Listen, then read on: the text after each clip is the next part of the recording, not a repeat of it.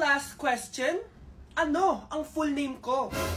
Wala naman yun sa lesson ah. Siyempre, dapat alam niyo yung pangalan ko. Dami namang alam nito. Di ko maalala full name niya. Perfect na sana ako eh.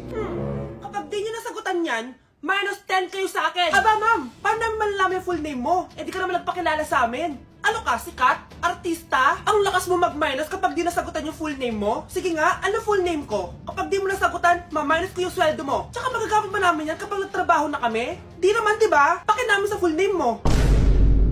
At dahil maraming hindi nakasagot ng full name ko, iibahin ko yung mga tanong. Salamat naman. Number 1, 2 plus 2. Yes, may tamang sagot na ako. Number 2, what is the powerhouse of the cell? Ang dali naman. Makaka-perfect ako. Number 3, ano yung pangalan ng crush ko nung elementary pa ako?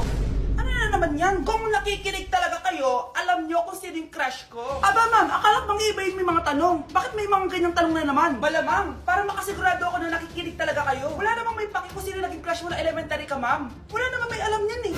Ma'am, alam ko po kasi yung crush nyo. Nakikinig po ako sa kwento mo. Buti pa si Michael, nakikinig. Di kagaya ng iba dyan. Sige, perfect ka na, Michael. Yes! Makinig din kasi kayo sa kwento ni ma'am. Number 4, sino yung pinsan ng kapatid ng lola ko na tita ng mama ko na pamangkin na ate ko? Bagsak na naman ako! Okay, class, let's start.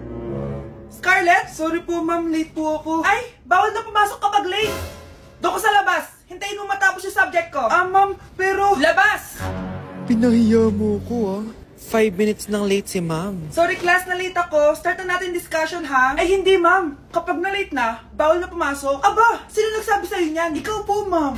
Kapag kami nalilate, bawal, hindi na papapasukin. Pero kapag kayo, pwede, okay lang. Ang unfair. Classmates, mag-party tayo dahil hindi na magtuturo si ma'am. Scarlett! Scarlett!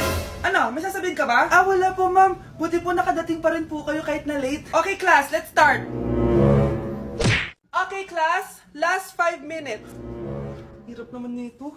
Be, ano sagot sa number 10? Huwag ka mong mapya sa akin, Samantha. Mapapagalitan tayo kay ma'am. Tamot mo naman. Ayaw mo akong pakopyahin na. Bilisan nyo class, 1 minute na lang. Ma'am, nangongopya po si Scarlett sa akin, no? Ang pakasinungaling mo, Samantha. May nangongopya pala dito? Bagsak ka na sa akin, Scarlett. Apakasama talaga ng ugali mo, Samantha. Nay! O anak, anyari sa'yo? Binagsak ako ng teacher ko. Naniwala kasi siya kay Samantha na nangopya daw ako. Totoo ba yun, Scarlett? Hindi, Nay. Siya talaga yung nangopya sa akin. Walang hiya yan ah. Humanda siya sa akin. Tara, anak.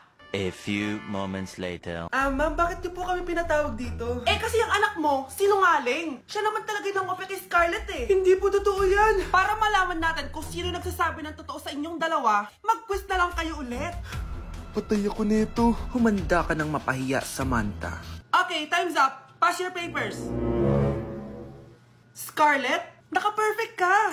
Yes! Talino talaga ng anak ko. Samantha, wala kang tamang sagot. Ikaw talaga ang totoong nangungopya. Nakakahiya ka, Samantha. Humanda ka sa akin sa bahay. Tara! Huwag po, Nay.